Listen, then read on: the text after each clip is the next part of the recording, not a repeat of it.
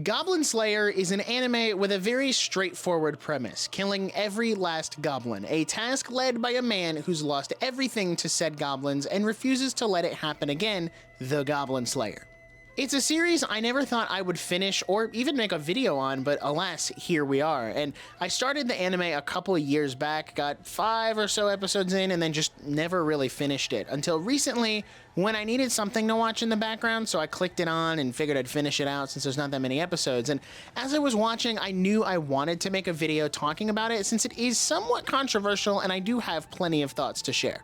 As usual, I'll start with my pros, then jump into the cons towards the end and give a final verdict on whether or not I would recommend it. And fair warning, Goblin Slayer is a much darker show than I normally talk about on this channel, especially when it comes to the content of the series. So, if you're not a big fan of gore or anything regarding sexual assault, then maybe skip this one. And oh, minor spoilers for both seasons of the anime too.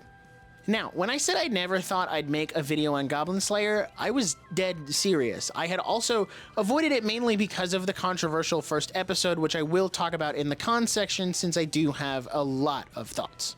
That aside, I was pleasantly surprised with how much I enjoyed this series. While it is a very straightforward premise, I feel like it was used to its advantage. It's not trying to be some deep philosophical piece, it's literally just about one guy who's obsessed with killing goblins, and rightfully so given his backstory. Goblins took everything from him, and not only that, but he had to watch it all happen, so now he's traumatized and obsessed with killing goblins, which isn't necessarily painted in a positive light either. Yes, his obsession comes in handy when fighting goblins and gives him the strength to push forward, but this obsession also makes it hard for him to build relationships with others. You see it pretty frequently across the series. The only thing he knows how to talk about is goblins and how to kill them, making for some rather unpleasant small talk, and he does get a little better towards the end of Season 1 and into Season 2, venturing outside of his comfort zone and doing more non-goblin quests, even going all the way out to the High Elf's home for a wedding, although they do kill goblins while they're there, so does that really count? Sometimes this is used to comedic effect since he's relatively sheltered outside of his knowledge of goblins. He can be a little slow to pick up on social cues, and his party pokes fun at that while also helping him learn. And I do think it's neat that we've never fully seen his face, especially his eyes, because even when he does take off his helmet, it's never a full reveal, more of a tease for the audience. I can appreciate how straight to the point he is though, like why waste time talking when you can just do it, or why mince words about how girls look in bathing suits when it doesn't really matter. I find him to be a relatable and sympathetic character, and that brazen, no-nonsense attitude is both helpful and funny, it just kinda depends on the situation. Outside of Goblin Slayer himself, the rest of his party were a pleasant bunch, and their chemistry was written very well, especially as they spent more time together in Season 2. It's a very well-rounded group, much like any D&D campaign. Oh, did I forget to mention that this whole series is based on D&D? Yeah, it's actually really cool because once you realize that, you can't unsee it. Lots of talks about how many spell slots someone has, or gods rolling the dice, which is very subtle, but very cool. I also just noticed that nobody in this series has a proper name. They're just named after their class. Goblin Slayer, Priestess, High Elf Archer, Dwarf Shaman, and Lizard Priest. And honestly, it kind of makes them easier to follow because you don't have to worry about forgetting names. You just call him Lizard Guy or Elf Girl and you're basically half correct anyway. The party member who I feel got the most development aside from Goblin Slayer himself was Priestess, and that mainly came in Season 2, and she's thrust into a more leader-type role, and as the season goes on, she becomes more sure of herself and grows in her confidence, which is a welcome change. The High Elf Archer is my second favorite, and that's mainly due to how she bounces off Goblin Slayer and keeps the witty banter going even when there's dozens of goblins around them, and I also have a deep respect for the Lizard Priest and his love of cheese. Very relatable. Aside from the characters, another aspect of the series I enjoyed was it being a pretty decent fantasy anime. Now, I know there are a lot of fantasy anime out there, but I think the slight D&D inspiration is what drew me into it, especially now that I've actually done a campaign myself, and seeing how that was all able to tie into this series was pretty cool.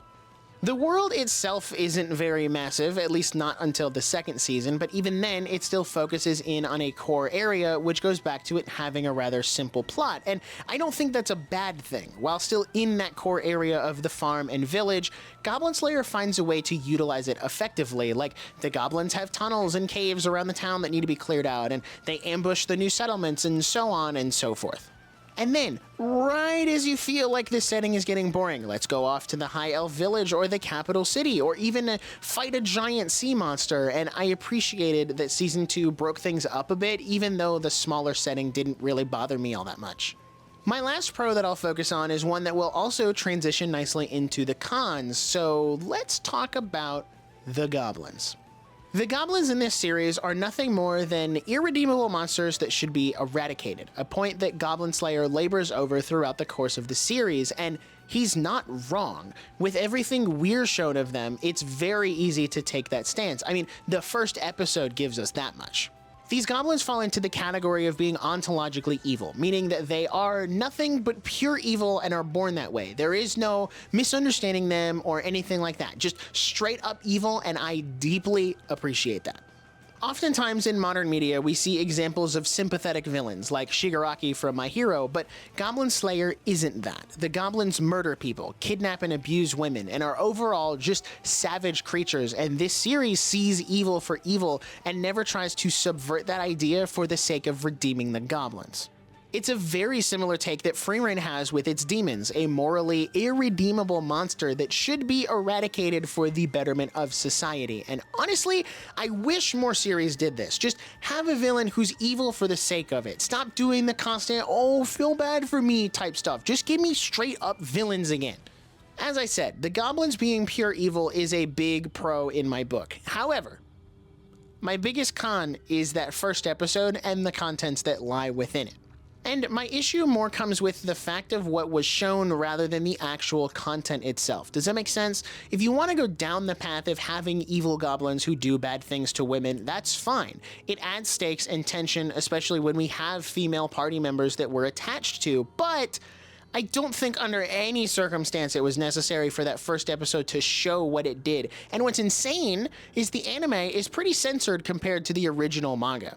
And it's not even a consistent thing either. After this first episode, we never see the goblins do anything like it again. There is never another scene of this magnitude or scale again in the 2 seasons of the anime. And we hear about people who have been affected in the past, like the Sword Maiden, and we see the lingering trauma of her and Priestess, but we never actually witness the goblins do these things again. Don't get me wrong though. I am not advocating that it happen more frequently, quite the opposite actually. If it's never going to happen again, or we're only ever going to hear about it from here on out, then why have it in the first episode to begin with? I know there's that whole rule of show don't tell, but this is the one case where I'm more than okay with breaking that rule. Goblin Slayer can make remarks about how evil the goblins are and what they do, then let your imagination do the rest of the work, or even use more creative camera angles during that first episode to imply what's happening rather than actually showing it. If we followed that party into the cave where they got jumped by the goblins, saw them start to lose, maybe get kidnapped or whatever, then cut away for a bit, only to come back to torn clothes and broken gear lying around, you can virtually get the same effect, because you're meant to think, something bad happened here, and the goblins are pure evil, so that you can fully get behind Goblin Slayer when he shows up and starts clearing out this nest. I know the leading justification is, but it shows the goblins' brutality. Yeah, we see that same brutality seconds earlier when they're tearing the other party members apart, and even later in the series when they raid villages, because the brutality was never in question, ever. Even in future episodes, we see the party stumble across the aftermath of goblins taking female captives. We didn't have to see the heinous things they did to understand that something terrible happened and they need to be eradicated. At the end of the day, I just don't think that scene was necessary, especially not in the first 10 minutes of the episode, especially since, like I said, nothing like it ever happens again, so it does feel like a weird thing to be one and done on. I will say, just as an aside, I think Goblin Slayer teeters the line of having too much fan service, because a lot of the women either have tight and or revealing outfits, or just slightly over-exaggerated features, if you catch my drift, or even, you know, they get attacked by goblins and their clothes start getting ripped off, and That said, I don't think it's as egregious as something like Mushoku Tensei, where it's basically baked into the plot. In conclusion, would I recommend Goblin Slayer?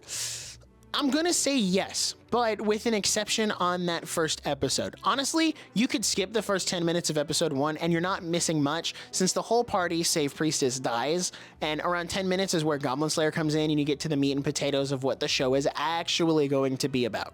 And obviously, if fan service or gore bothers you, then don't watch it. These are just my thoughts and opinions about the series, so don't let me override your own personal convictions.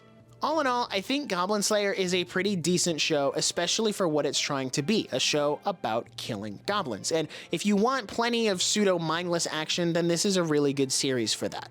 But that's how I feel about Goblin Slayer. Feel free to dive into the comments and tell me your thoughts. I always enjoy reading them, and while you're down there, you can hit subscribe so you don't miss any of my future videos. And as always, I want to give a special shout out to the channel members this month, since it's your support that allows me to keep making videos just like this.